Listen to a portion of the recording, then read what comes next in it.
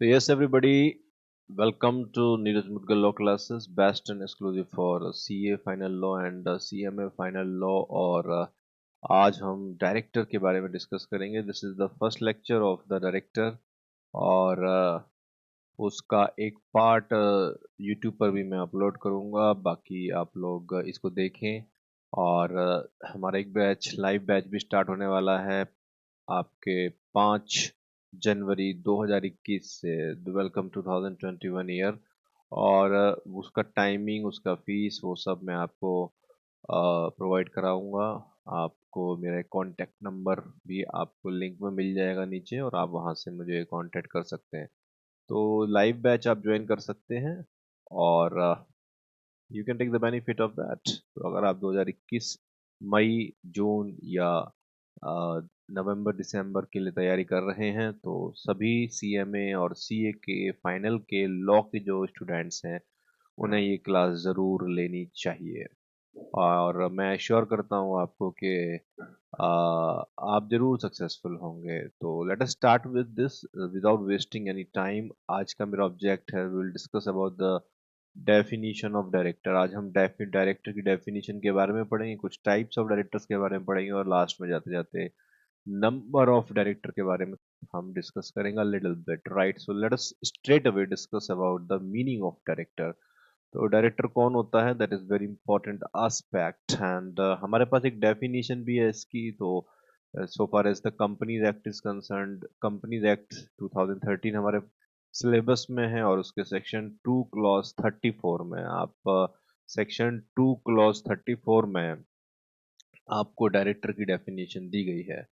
तो बहुत ही simple definition दी गई है. आप देखेंगे कि बहुत ही सिंपल डेफिनेशन दी गई है. What they are saying the director means a director appointed to the board of the company. तो कंपनी के बोर्ड में जिसको अपॉइंट किया गया है वो व्यक्ति कंपनी का डायरेक्टर है. तो डायरेक्टर माने वो व्यक्ति जो कि कंपनी का डायरेक्टर है, जिसको अपॉइंट किया गया है. अपॉइंट किया गया है to the board of a company. तो कंपनी के बोर्ड में जिसको अपॉइंट किया गया है वही डायरेक्टर है. तो एज सिंपल एज दैट कि जिसको डायरेक्टर अपॉइंट किया गया है वो व्यक्ति आपके डायरेक्टर है.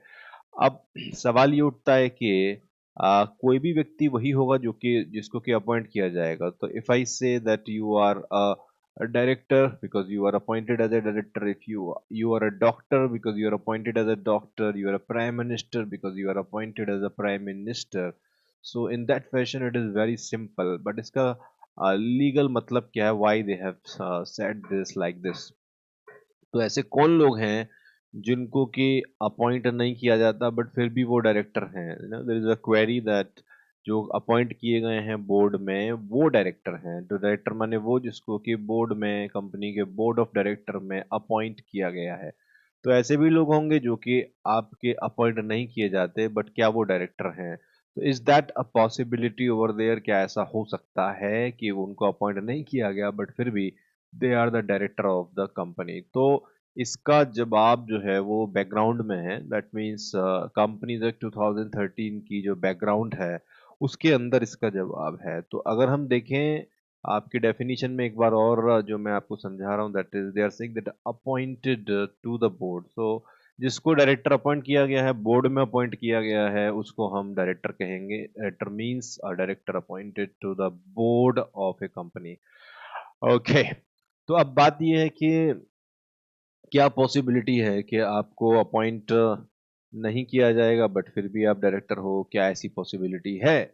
So therefore as I said कि इसका जो बैकग्राउंड है वो नाइन इससे पुराने वाले कानून में है. इससे पीछे जो कानून था कंपनीज एक्ट 2013 से पहले, दैट वाज कंपनीज एक्ट 1956. तो वहाँ पे आपके कुछ ऐसी सिचुएशंस भी होती थी जिसमें कि जो डायरेक्टर आपके अपॉइंट नहीं किए गए हैं बट फिर भी कुछ पर्सन को डीम किया जा सकता था, that they also be deemed as the director.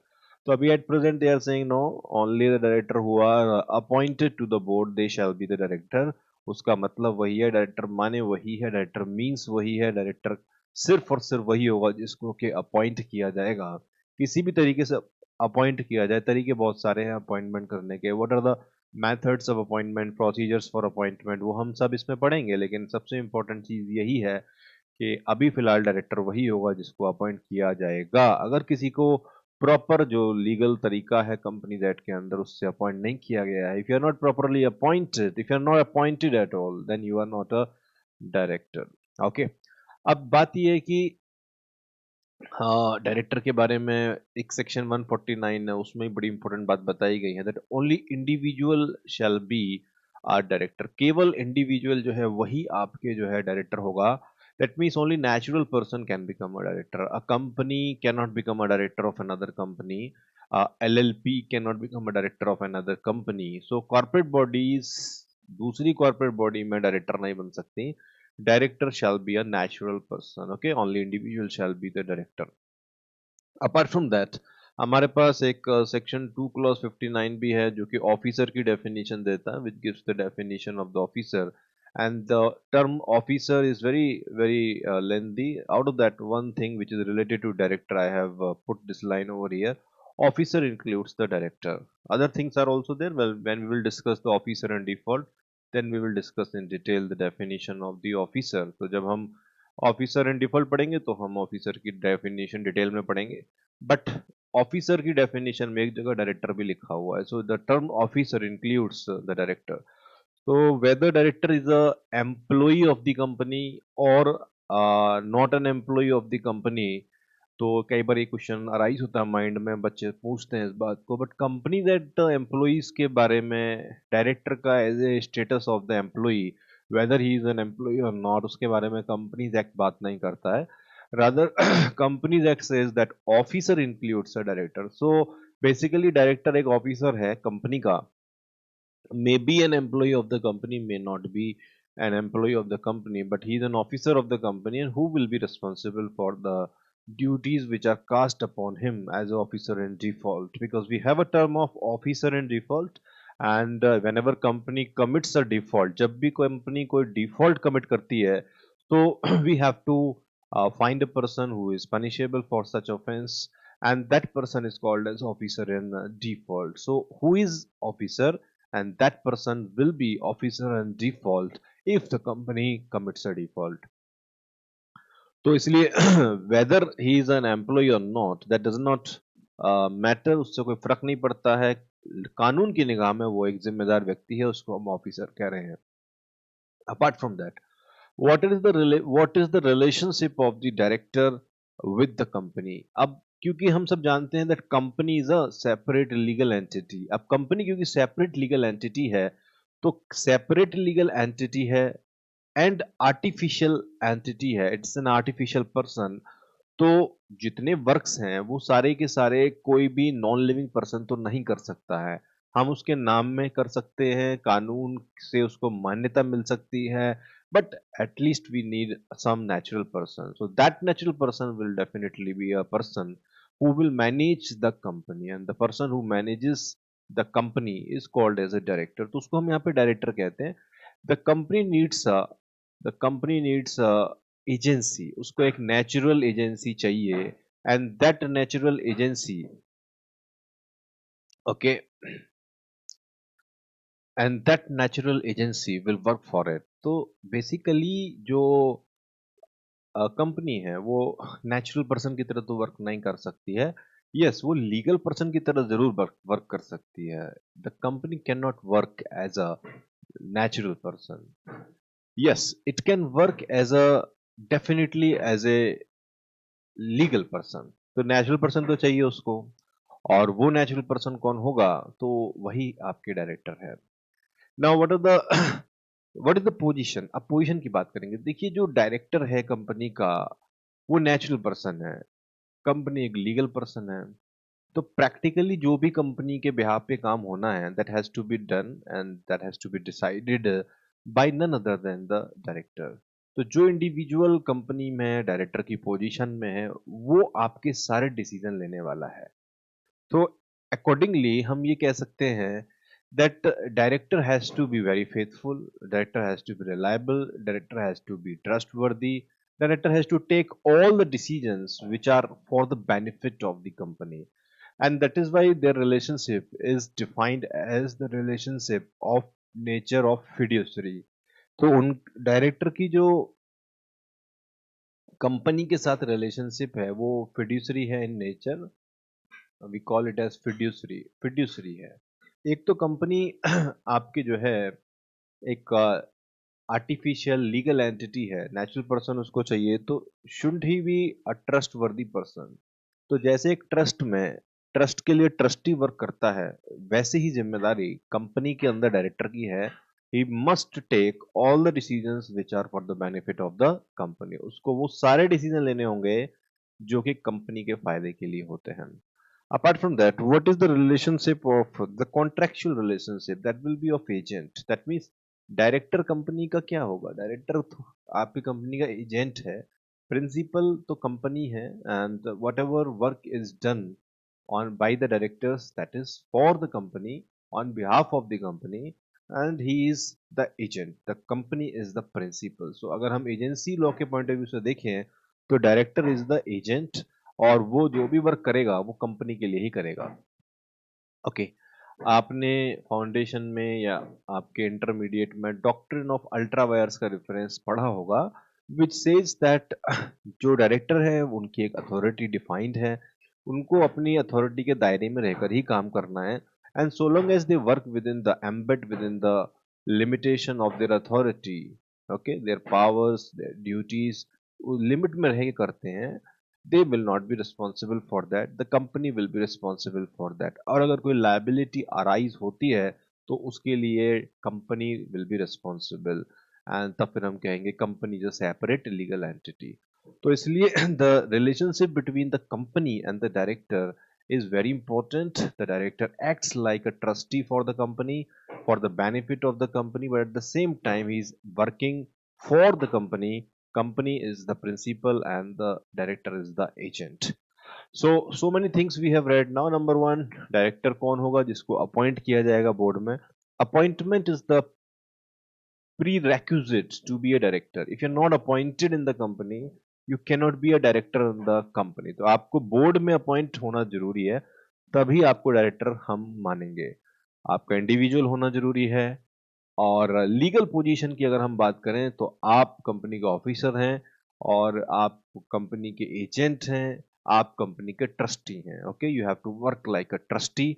You have to, because director बन जाते हैं तो ड्राइविंग सीट में आप हैं। कंपनी में जो भी जिम्मेदारी मिलेगी उससे रिलेटेड जितने रिसोर्सेज हैं, जितनी पावर्स हैं, वो सब आपके पास हैं, और उसको सही इस्तेमाल करना, कंपनी के बेनिफिट के लिए इस्तेमाल करना, यही आपकी ड्यूटी है। ओके, अब उन्होंने कहा कि ये appointed to the board, board में अपॉइंटमेंट होना जरूरी है। तो लेट अस अंडरस्टैंड दैट कि ये बोर्ड क्या होता है, व्हाट इज बोर्ड। तो board is very simple, they are not saying कि बोर्ड कोई खास बात उन्होंने बताया। उन्होंने कहा देखिए, board is basically the directors collectively. तो collective body of the directors of the company, directors को ही कलेक्टिवली हम क्या कहते हैं? बोर्ड ऑफ डायरेक्टर कहते हैं। So there is no separate definition, मतलब कोई इम्पोर्टेंट डिफ्रेंसिएशन कोई नहीं है। डायरेक्टर आपको समझ में आ गया। नाउ द डायरेक्टर्स, अगर कंपनी में लेट्स से किसी में 10 डायरेक्टर हैं, then they collectively those 10 directors are a body, and they are called as the board of directors. The board of the company और the board of director, these are two synonymous word. Companies act में देखेंगे आप, board of directors और board, act खुद कह रहा है section 2 clause 10 के अंदर दैट बोर्ड ऑफ डायरेक्टर्स और द बोर्ड, है ना, इस मतलब दोनों एक ही बात होती है, और इसका मतलब है collective, collectivity, collectiveness of the directors। so collective body of the directors of the company, they are that is called as the board। तो बोर्ड लिखें या बोर्ड ऑफ डायरेक्टर्स लिखें, दोनों एक ही बात है। अब सबसे इंपॉर्टेंट चीज ये है कि आपको समझना होगा, और क्या समझना होगा, तो वो ये है कि भाई आपको एक छोटी सी बात और आई थी कि भाई और केवल वही डायरेक्टर हैं जो कि अपॉइंटेड हैं, राइट। अब 1956 एक्ट में एक लाइन आती थी that a person in accordance with whose direction instruction the board of director, BOD माने यहाँ पे बोर्ड ऑफ डायरेक्टर, यानी कि जो management of the company is accustom to act shall be deemed as the director. Okay, तो कुछ लोग ऐसे थे जो कि अपॉइंट नहीं किए जाते थे, but they were deemed as director of the company. अब कंपनी जब 2013 में हम कह रहे no, only those who are appointed to the board, there shall be the director of the company. हम उसको ही डायरेक्टर मानेंगे. तो पहले का तरीका अलग था, अभी तरीका अलग है. पहले हमारे पास डीम डायरेक्टर भी होते थे, जो अपॉइंटेड डायरेक्टर हैं वो भी डायरेक्टर हैं, जो डीम्ड डायरेक्टर हैं वो भी डायरेक्टर हैं विदाउट अपॉइंटमेंट. अभी लेकिन डायरेक्टर माने सिर्फ वो जो कि बोर्ड में अपॉइंटेड हैं. अब इसका लॉजिक था, एक रीजन था कि हम आपके उसको डायरेक्टर मान लेते थे एंड देन कंपनी के डिफॉल्ट्स के लिए ओआईडी यानी ऑफिसर इन डिफॉल्ट, उसमें हमने लिख रखा था officer in default includes the deemed director. ठीक है.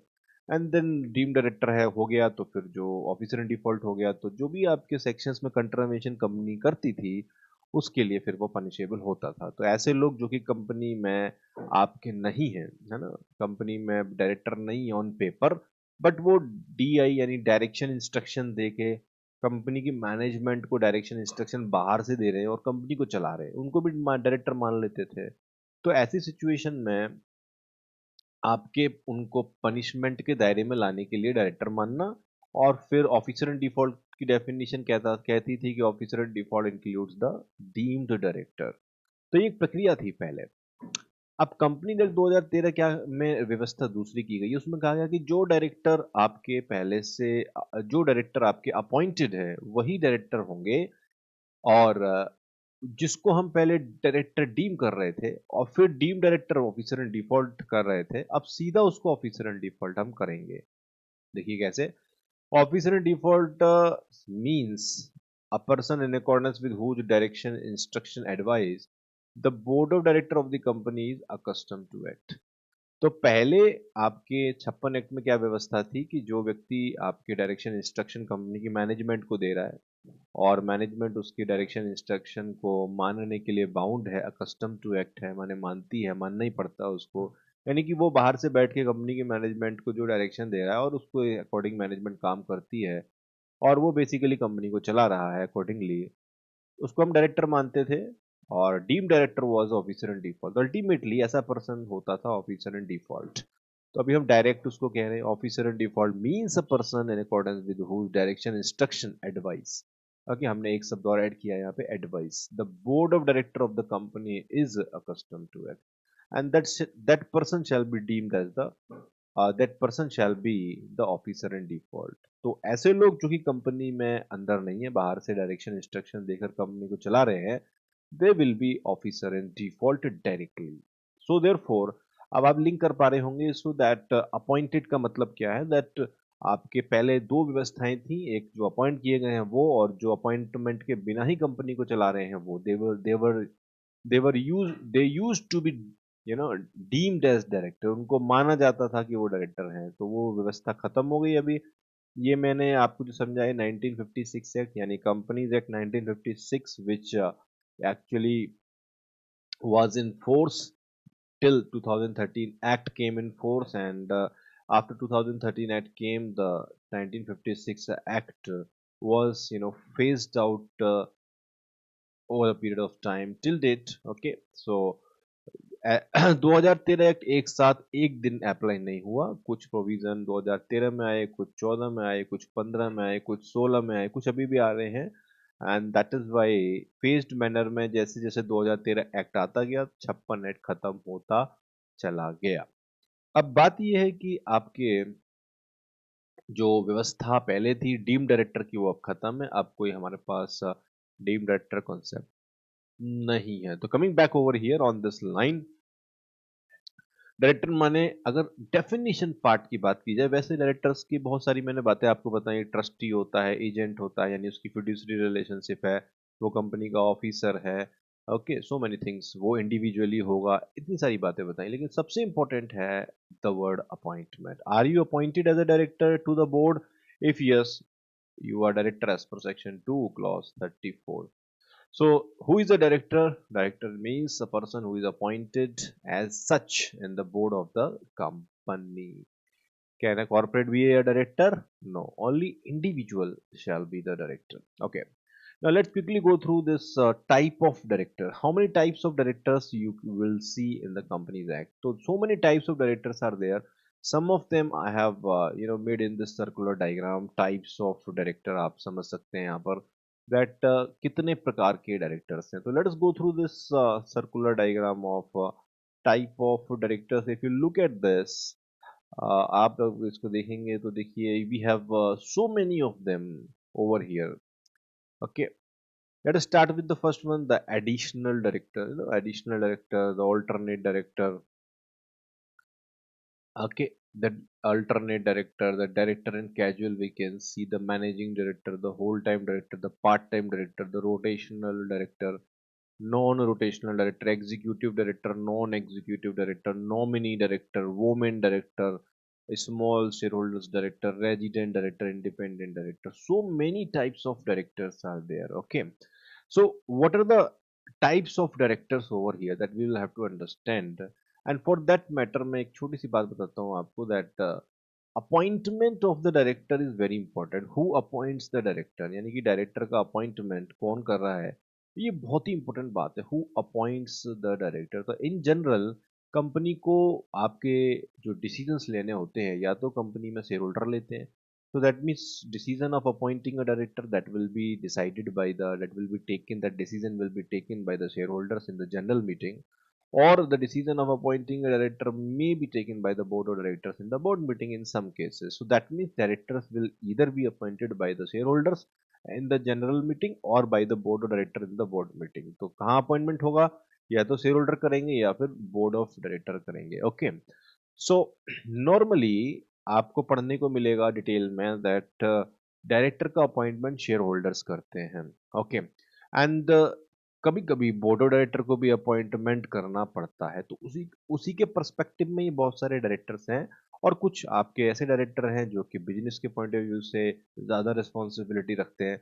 कुछ लीगली रिक्वायर्ड डायरेक्टर हैं. ओके, तो लेट अस से इंडिपेंडेंट डायरेक्टर, यानी कि हम उसको अपॉइंट नहीं करना चाहते हैं बट सेक्शन कह रहा है 149 सेक्शन आएगा एक आगे, तो माने कानून, अभी कानून वर्ड इस्तेमाल करते हैं, कंपनीज एक्ट कह रहा है कि इंडिपेंडेंट डायरेक्टर अपॉइंट करो.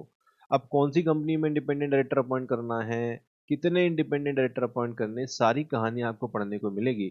बट इंडिपेंडेंट डायरेक्टर अपॉइंट करो. तो ऐसे डायरेक्टर जो कि कंपनी को बनाने वाले लोगों से अलग हैं, उनसे उनका कोई कनेक्शन नहीं है, ऐसे डायरेक्टर्स अपॉइंट करो. उनको हम कहेंगे independent director.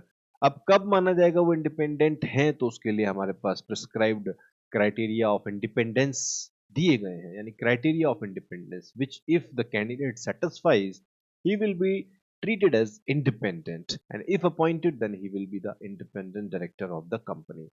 Then we have another legally required director, that is resident director. मैं इसलिए बोल रहा हूँ legally required क्योंकि हम जनरली इसको अपॉइंट नहीं करते हैं. हम तो अपने हिसाब से काम करने के लिए डायरेक्टर अपॉइंट करेंगे कि ओके हमारी छोटी कंपनी, दो डायरेक्टर अपॉइंट कर लेते हैं, ओके तीन अपॉइंट कर लेते हैं, पब्लिक कंपनी है तो we want to appoint the directors according to our budget. जब आप कंपनी बनाएंगे तो आप अपने बजट के हिसाब से डायरेक्टर बनाएंगे, क्योंकि उनको आपको रेम्युनरेशन भी देनी होगी.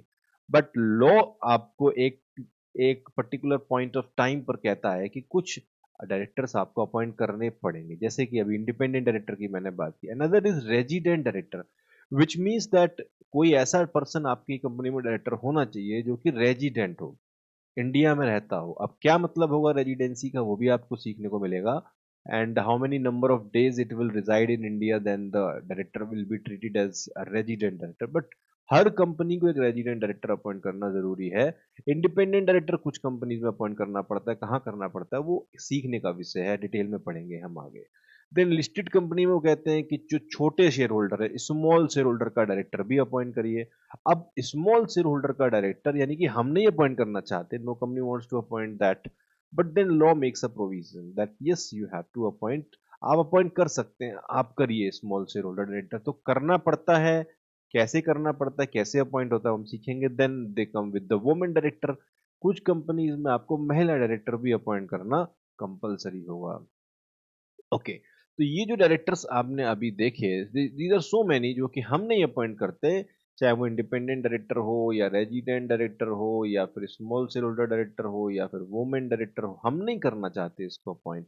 This is a condition which is imposed by the law. Okay, तो जब कभी भी आप एक कंपनी बना रहे हैं और अगर आपको लगता है कि आप 3 पुरुष मित्र हैं या 4 पुरुष मित्र हैं या 5 पुरुष मित्र हैं, आप काम चला सकते हैं। बट देन अगर आपकी कंपनी एक ऐसी कंपनी है जो कि आपके सरकार द्वारा वुमेन डायरेक्टर के क्राइटेरिया में फॉल कर रही है, तो फिर आपको वुमेन डायरेक्टर अपॉइंट करना पड़ेगा। तो that means this compulsion is coming from the side of the government, ये आपको करना होता है। चलिए, अब दूसरे तरफ से चलते हैं and that is additional director.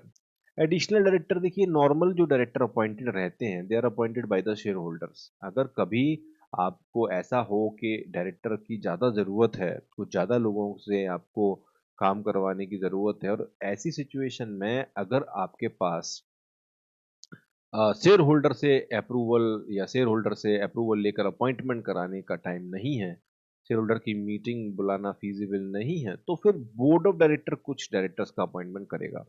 Do you understand this fact कि नॉर्मली डायरेक्टर्स का अपॉइंटमेंट शेयर होल्डर करते हैं जनरल मीटिंग में। डायरेक्ट शेयर होल्डर्स की meeting is the general meeting, right? And board of directors के पास नॉर्मली डायरेक्टर्स को appoint करने का अधिकार नहीं है। That is the ordinary business. जब आपने इंटरमीडिएट में ऑर्डिनरी बिजनेस पढ़े होंगे, स्पेशल बिजनेस पढ़े होंगे, one of the ordinary business was the appointment of the director. तो नॉर्मली जनरल मीटिंग में आपके डायरेक्टर्स का अपॉइंटमेंट, रिटायरमेंट, रीअपॉइंटमेंट, ये सब चलता रहता है। That is in the general meeting and normally it happens in the annual general meeting. तो शेयर होल्डर की मीटिंग जनरल मीटिंग, और साल में एक बार होने वाली मीटिंग एनुअल जनरल मीटिंग, उसमें हम नॉर्मली डायरेक्टर का अपॉइंटमेंट, रिटायरमेंट, रीअपॉइंटमेंट का जो प्रोसीजर है उसको करते रहते हैं। लेकिन अगर कभी आपकी मीटिंग शेयर होल्डर की नहीं हो सकती तो फिर क्या? अगर आपको ज़्यादा डायरेक्टर चाहिए, कुछ एडिशनल वर्कलोड आ गया, तो आप एडिशनल डायरेक्टर अपॉइंट कर सकते हैं by with the help of the board of director. ये काम कौन करेगा प्यारे बच्चों? ये काम फिर बोर्ड ऑफ डायरेक्टर करेंगे। ओके, अब अगला है अल्टरनेट डायरेक्टर। इसमें क्या है कि कभी कभी कोई डायरेक्टर इंडिया से बाहर चला जाता है, विदेश चला जाता है। वैसे तो आज के ज़माने में विदेश जाना कोई आपके बड़ी बात नहीं है in terms of the technology.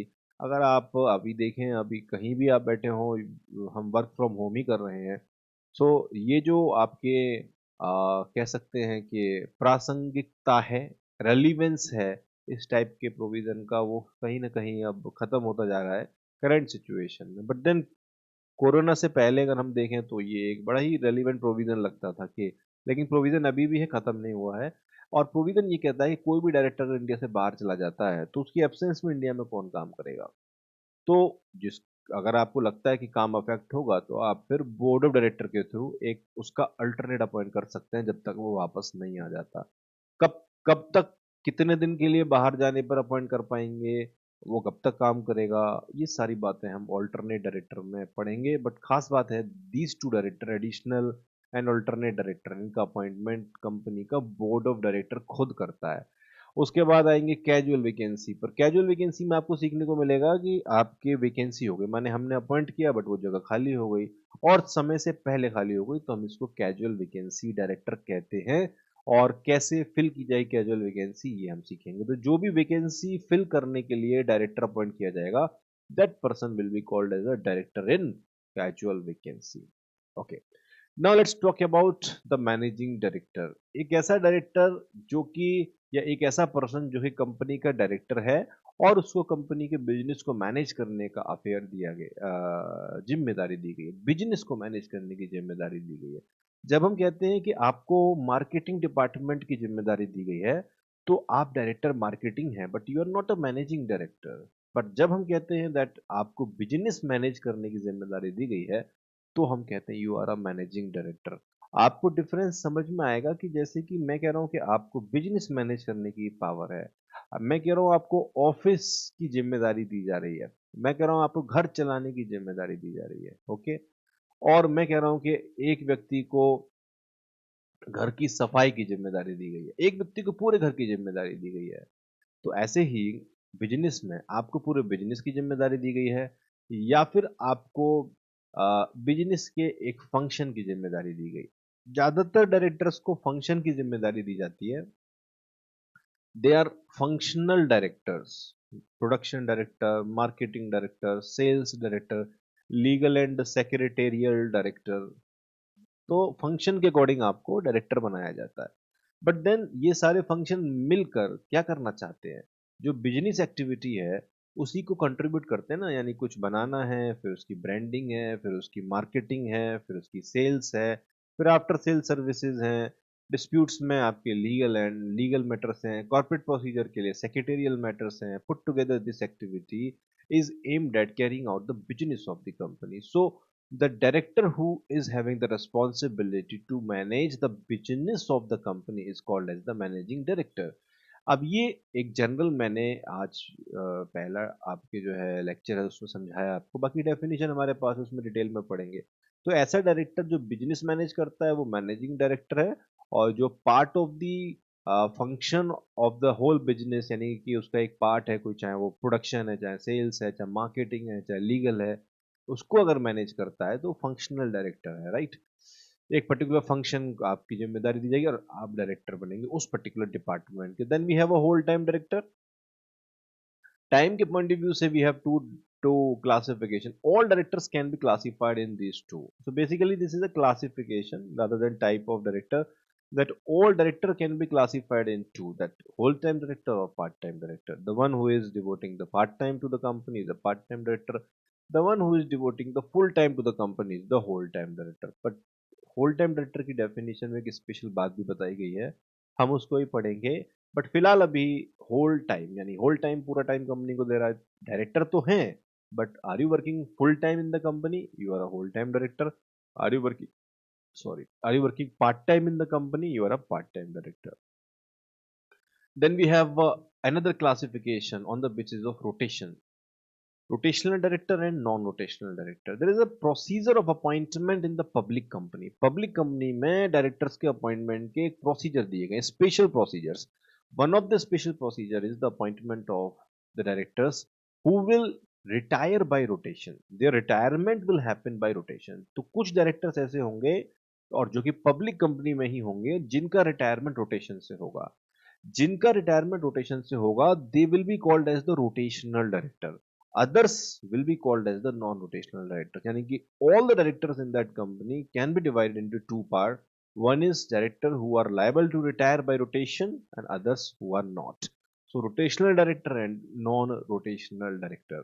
अब समझना होगा आपको कि रोटेशन कैसे होता है, हाउ द डायरेक्टर्स रोटेट, तो ये आगे पढ़ेंगे। बाकी अभी याद रखिए, जो रोटेशन से रिटायर होंगे रोटेशनल डायरेक्टर, जो नॉन रोटेशन से रिटायर होंगे, बिना रोटेशन के रिटायर होंगे, they will be called as the non rotational director.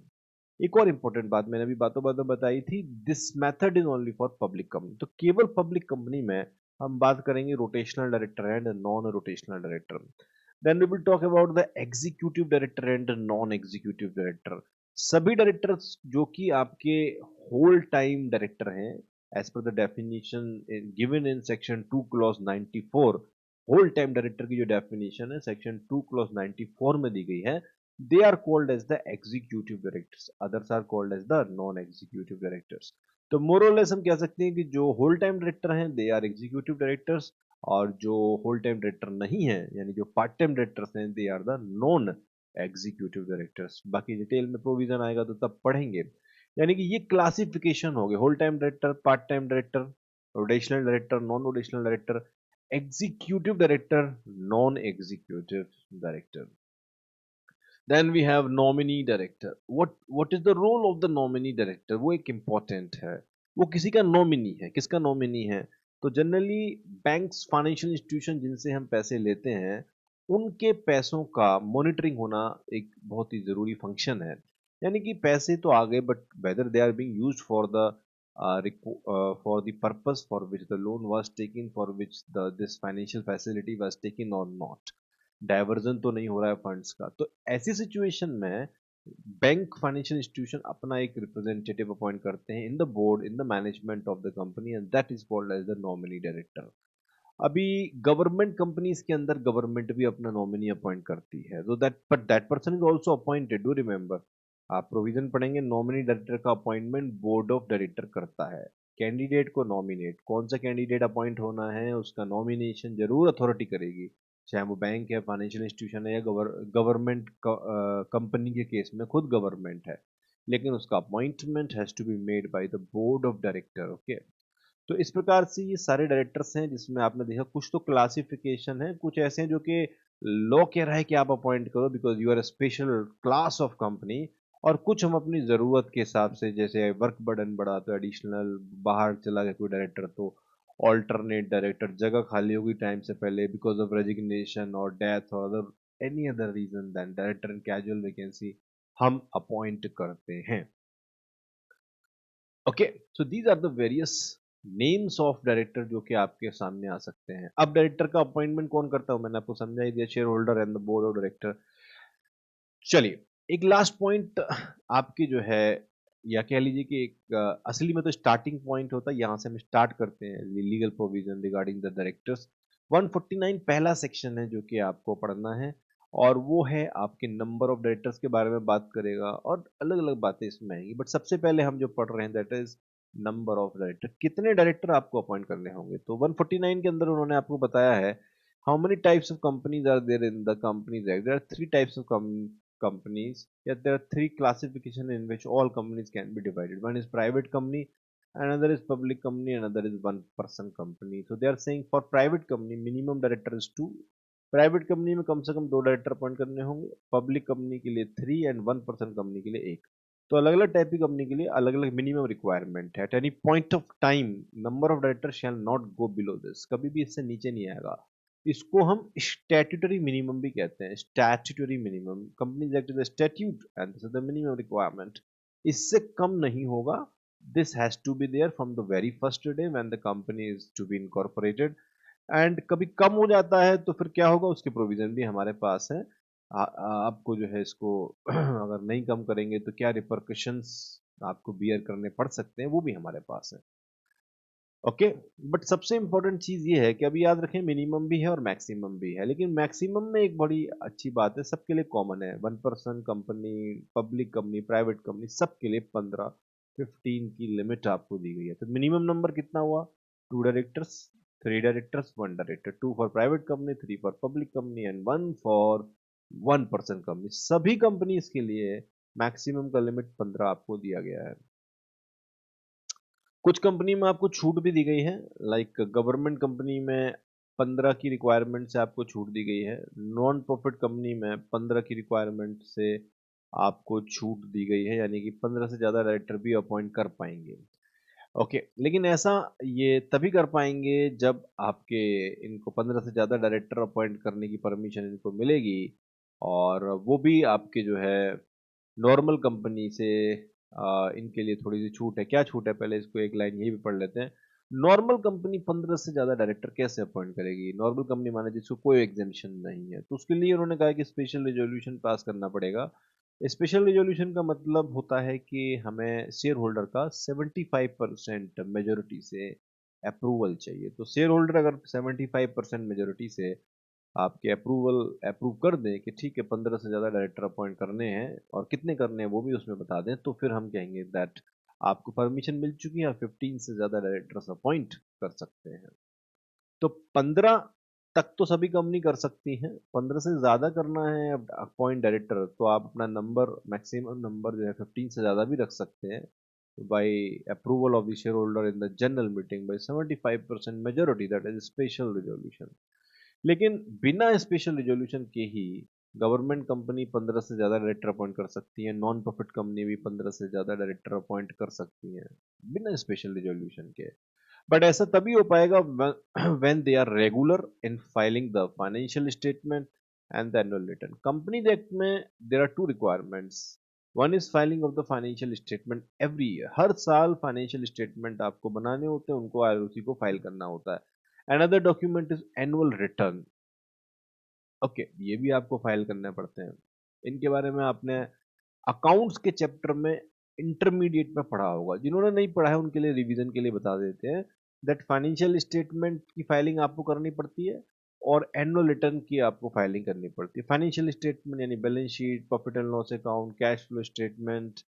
Okay, and आपके जहाँ पर कोई इक्विटी में चेंज है तो statement of changes in equity, ये सारे आपके डॉक्यूमेंट्स फाइनेंशियल स्टेटमेंट्स हैं, इनको हमें हर साल आरओसी को फाइल करना पड़ता है। Annual return. एनुअल रिटर्न आपके हमें फाइल करना पड़ता है which gives information about the company annually. Okay, कितने टाइम में फाइल करना पड़ता है वो भी सब कुछ है, उसमें अभी नहीं जाते हैं, राइट। जब इसको डिटेल में करेंगे तब आपके जो है आगे पढ़ेंगे। वैसे भी आपके financial statement and annual return this is the subject matter of intermediate, अभी हमें उसमें नहीं जाना है। अभी सिर्फ इतना याद रखना है दैट दो डॉक्यूमेंट फाइल करने पड़ते हैं, एक फाइनेंशियल स्टेटमेंट हर साल और एक एनुअल रिटर्न हर साल, ठीक है।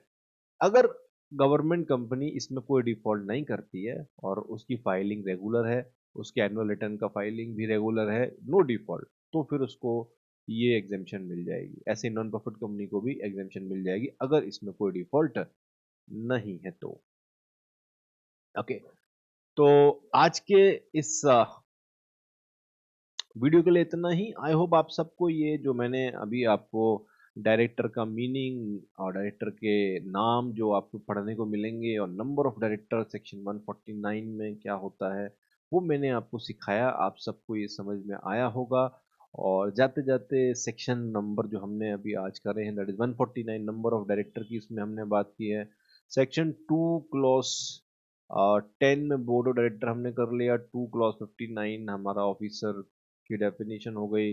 And 149(1) only individual shall be director and 2 clause 34 that means directors का मतलब क्या है, डायरेक्टर का मतलब क्या है वो हमने यहाँ पे पढ़ा, only those who are appointed to the board. Okay, तो जो डायरेक्ट सेक्शंस आते जाएंगे वो एक टॉपिकल सीक्वेंस में आएंगे। ये वैसे आपके जो न्यूमेरिकल सीक्वेंस उसमें नहीं आएंगे, जैसे हम लेटर पढ़ रहे हैं तो उसमें जो जो सेक्शंस उस टॉपिक से जहाँ जहाँ रेलिवेंट होंगे वो आएंगे, तो उनका आपको क्या करना है, एक लिस्ट बनाना है और उस लिस्ट को खुद ही बनाना है। जो भी करना है खुद करना है, जितना खुद करेंगे उसको फिर बाद में याद करने की जरूरत नहीं पड़ेगी, एक बार खुद लिख लोगे तो याद ही रहेगा, फिर रेगुलर सिर्फ रिवीजन करना होगा।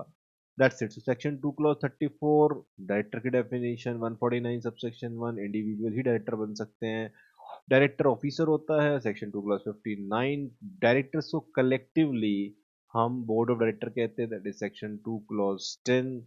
and number of directors and other detail about the directors will be discussed, and we have discussed section 149. बाकी to remind you once again, आपके अच्छा नीचे एक डायग्राम दिख रहा है, इसको नहीं पढ़ना है अभी आपको, ये ट्रांजिशन पीरियड की बात है, माने जब 2013 एक्ट में आया था उस समय क्या सिचुएशन 2013 में हुई थी। जैसे अभी ये सेक्शन आपके विद इफेक्ट फ्रॉम 1 अप्रैल 2014, उससे पहले कंपनीज एक्ट 1956 चल रहा था। तो पुरानी व्यवस्था से नई व्यवस्था में जब आते हैं तो उसे हम ट्रांजिशन कहते हैं। और उसकी उस समय पर फिर जो पुरानी कंपनीज हैं वो कहते हैं कि हमें थोड़ा समय दिया जाए, नए नए प्रोविजन के अप्लाई करने के लिए हमें कुछ समय दिया जाए, तो ट्रांजिशन पीरियड का कंसेप्ट था। तो कुछ आपके इस प्रकार के बॉक्सेस होंगे जिसमें ट्रांजिशन पीरियड के बारे में बात होगी, वो अब वो अब रेलिवेंट नहीं है इसलिए उनको हम अब नहीं पढ़ाते, बट फिर भी बुक्स में आपको लिखे हुए मिलेंगे। ओके, फिर प्रैक्टिकल लाइफ में भी प्रॉब्लम आ जाए तो बहुत सारी कंपनी ऐसी होती है जो कि नॉन कंप्लाइंट है पिछले 10 साल से या पिछले 5 साल से, तो पुराने प्रोविजंस में जाना पड़ता है। तो for the sake of knowledge हमने वो हटाया नहीं है, दैट्स इट। नाउ जाते जाते मैं आपसे रिक्वेस्ट करूंगा कि मेरा जो लाइव बैच है उसको जरूर ज्वाइन करें। मैं उसमें सारे कॉन्सेप्ट इसी प्रकार से सिंपलिसिटी से आपके साथ शेयर करूंगा, सारे क्वेश्चंस का जवाब मैं दूंगा। मेरी हमारी एक ऐप भी है, that app will start very soon, उसके भी मैं अनाउंसमेंट बहुत जल्दी करूंगा। अगर आपको रिकॉर्डेड वीडियोस लेने हैं तो आप उसको प्ले कर सकते हैं, वो जस्ट लाइक नेटफ्लिक्स और बाकी जो भी आपके ओटीटी प्लेटफॉर्म है उसकी तरह ही चलेगा। आप उसको एंजॉय कर सकते हैं, सारे वीडियो उसमें अवेलेबल रहेंगे, नोट्स उसमें अवेलेबल रहेंगे, everything will be available. But live lecture अगर आपको लेना है, मेरे को साक्षात अगर उसमें महसूस करना है और क्वेश्चंस पूछने, डाउट क्लियर करने हैं, तो आप जो है ये लाइव बैच मेरा स्टार्ट होने वाला है 5 तारीख, याद रखिएगा 5 जनवरी से स्टार्ट हो रहा है, शाम में स्टार्ट हो रहा है 8 बजे से लेकर 10 बजे तक। आपके ऑफिस के बाद का समय मैंने चूज किया, डेली क्लास लगेगी लगभग 60 लेक्चर तो इसमें लगेंगे ही लगेंगे, समझ लीजिए। और मैं आपको ये एश्योरेंस दे सकता हूँ, अगर आप सारे के सारे लेक्चर कर लेंगे, सभी टॉपिक्स कर लेंगे, मीनवाइल जो डाउट्स आएंगे वो सॉल्व कर लेंगे। Okay, once this batch is completed by you in a regular schedule, तो आपको बहुत फ़ायदा होगा। आप ज़रूर अच्छे नंबर लाएँगे और मेरा तो एक टारगेट ही होता है 60 प्लस का, दैट जो भी मेहनत करो 60 प्लस के लिए मेहनत करो, ताकि पेपर दोबारा नहीं देना पड़े। बाकी पेपर का तो पता नहीं मुझे, वो आप जो जैसे तैयारी करोगे, लेकिन मैं इतना मोटिवेट ज़रूर कर दूँगा कि इस के साथ-साथ उस वाले पेपर में भी आप 60 प्लस के लिए ही चले जाओगे। तो you have to work hard, you have to prepare yourself for 60 plus. उससे क्या होगा कि पेपर दोबारा नहीं देना पड़ेगा। ओके, इतना पढ़ो, इतना पढ़ो, इतना पढ़ो, इतना लिख लिख के पढ़ो, इतना तरीके से पढ़ो, इतने एंगल से पढ़ो, इतने तरीके से रिवाइज करो कि बस आपको दोबारा नहीं देना पड़े। एक भी चीज दोबारा देना बहुत ही बोरियत होती है, तो इसलिए कोई ऐसा काम मत करो। ओके, तो मैं आपसे रिक्वेस्ट करता हूँ कि आप इसको ज्वाइन करें। एक और बात, रिकॉर्डेड वीडियोस में आपको बहुत डिसिप्लिन होना होता है। 60 लेक्चर्स लगातार लेना और पूरे डेडिकेशन के साथ लेना होगा आपको। और अगर ये लाइव लेक्चर ज्वाइन करेंगे तो इसमें आपके दो बेनिफिट हैं। एक, रेगुलर फ्लो में चलेगा और ये मार्च फर्स्ट वीक में कंप्लीट हो जाएगा। इसमें 60 लेक्चर हैं, आपके सारे डाउट भी इसमें सॉल्व हो जाएंगे। जो ऐप में रिकॉर्डेड वीडियोस आप देखते हैं उसमें भी आपको अपने डाउट पूछने का मौका मिलता है। उसमें टेक्स्ट के माध्यम से आप मेरे से डेली बेसिस पे पूछ सकते हैं, और ऐप के थ्रू भी हम डाउट सेशंस आपके लिए ऑर्गेनाइज करते हैं, जिसमें आप मेरे से लाइव डाउट पूछ सकते हैं। वो ऐप के थ्रू ही होगा। ओके, तो ऐप अभी थोड़े दिन में मैं आपके उसके बारे में डिटेल देने के लिए आपके सामने पेश हूँगा। अभी लाइव लेक्चर आने वाला है, शाम में आने वाला है, 5 तारीख से आने वाला है, इसको ध्यान रखेंगे। और एक छोटी सी बात और, जो बच्चे इंटरेस्टेड हैं वो इस नंबर पे आपके कॉल कर सकते हैं। इस वाले असाइनमेंट में बाई चांस नंबर नहीं है, कोई बात नहीं।